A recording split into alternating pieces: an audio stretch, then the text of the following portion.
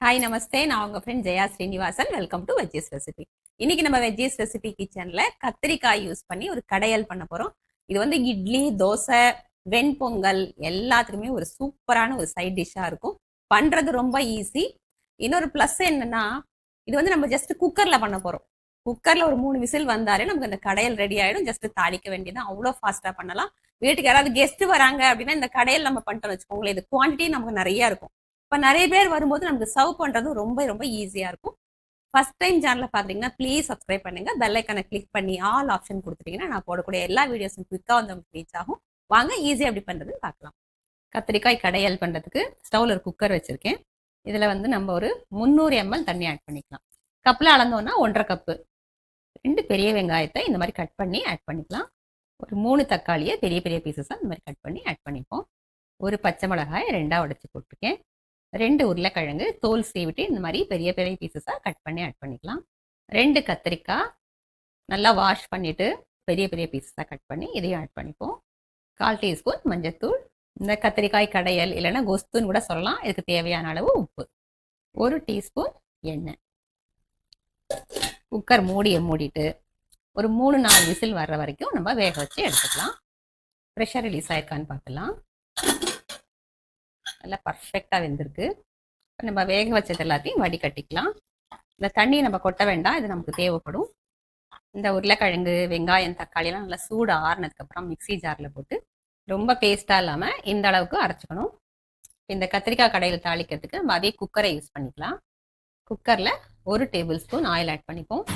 எண்ணெய் சூடானதும் 1 டீஸ்பூன் கடுகு, 1/2 டீஸ்பூன் ஜீரகம், 1/2 டீஸ்பூன் கடலைப்பருப்பு, 1/2 டீஸ்பூன் உளுத்தம்பருப்பு, 2 மிளகாய் வத்தல் ஆட் பண்ணியிருக்கேன். கடுகு நல்லா வெடிச்சு இந்த பருப்பெல்லாம் நல்லா செவந்து வரட்டும். 1/2 டீஸ்பூன் பெருங்காயத்தூள் ஆட் பண்ணிக்கலாம். சின்ன வெங்காயம் ஒரு 10லேருந்து 15 இந்த மாதிரி தோல் எடுத்துட்டு நீளமாக கட் பண்ணி இதையும் ஆட் பண்ணிக்கலாம். ஸ்டவ் ஃப்ளேம் சிம்மில் வச்சுட்டு அதை நல்லா வதக்கிக்கணும். கொஞ்சம் கருவேப்பிலை, 5-6 பல்லு பூண்டு நல்லா தோல் உரிச்சிட்டு இந்த மாதிரி நீளமாக கட் பண்ணியிருக்கேன். நம்ம க்ரஷ் பண்ணி கூட போட்டுக்கலாம்.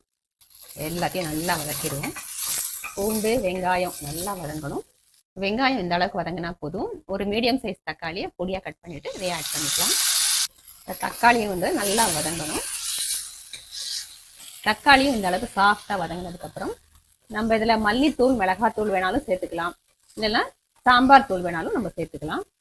நான் வந்து 1 டீஸ்பூன் சாம்பார் தூள் ஆட் பண்ணிக்கிறேன். எல்லாத்தையும் மிக்ஸ் பண்ணிக்கணும். காரம் வந்து நம்ம பார்த்து சேர்த்துக்கணும். ஏன்னா பச்சை மிளகாயை போட்டு நம்ம அரைச்சிருக்கோம், தாளிக்கும் போது 2 காஞ்ச மிளகாய் தாளிச்சிருக்கோம். இப்போ நான் சாம்பார் தூள் ஆட் பண்ணியிருக்கேன். நம்ம வேக வச்சு அரைச்சிருக்கோம் இல்லையா, கத்திரிக்காய், உருளைக்கிழங்கு, தக்காளி எல்லாமே இதை ஆட் பண்ணிக்கணும். வடிகட்டி வச்சிருக்கிற தண்ணியை மிக்சி ஜாரில் போட்டு அதையும் வந்து இதில் ஊற்றிக்கணும். எல்லாத்தையும் கலந்து விட்டுடலாம். இன்னும் தண்ணி வேணால் நம்ம ஆட் பண்ணிக்கலாம். டேஸ்ட் பண்ணி பார்த்துட்டு உப்பு காரம் ஏதாவது வேணாலும் நம்ம ஆட் பண்ணிக்கலாம். உப்பு காரம்லாம் கரெக்டாக இருக்குது, ஆனால் கொஞ்சம் திக்காக இருக்குது. இன்னும் கொஞ்சம் தண்ணியை நம்ம ஆட் பண்ணிக்கலாம். இன்னும் 1 கப்பு தண்ணியை நான் இதில் ஆட் பண்ணிக்கிறேன். நல்லா மிக்ஸ் பண்ணிவிட்டு இது ஒரு கொதி வரட்டும்.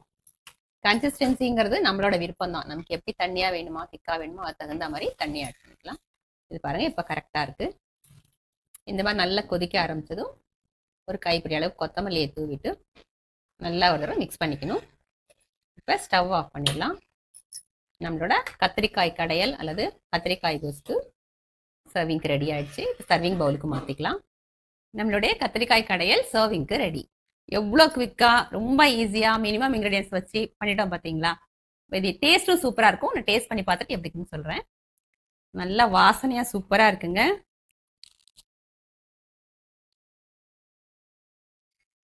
செம்ம சூப்பராக இருக்குது, ரொம்ப நல்லா இருக்கு. இட்லி, தோசை, பொங்கலுக்குலாம் வந்து அட்டகாசமாக இருக்கும். நீங்கள் கண்டிப்பாக ட்ரை பண்ணி பாருங்கள். எப்படி வந்து கமெண்ட்ல சொல்லுங்கள். லைக் பண்ணுங்கள், உங்கள் ஃப்ரெண்ட்ஸ் அண்ட் ஃபேமிலியோட ஷேர் பண்ணுங்கள். புது ரெசிபியோட நாளைக்கு நான் உங்களை வெயிட் பண்ணுறேன். தேங்க்ஸ் ஃபார் வாட்சிங்.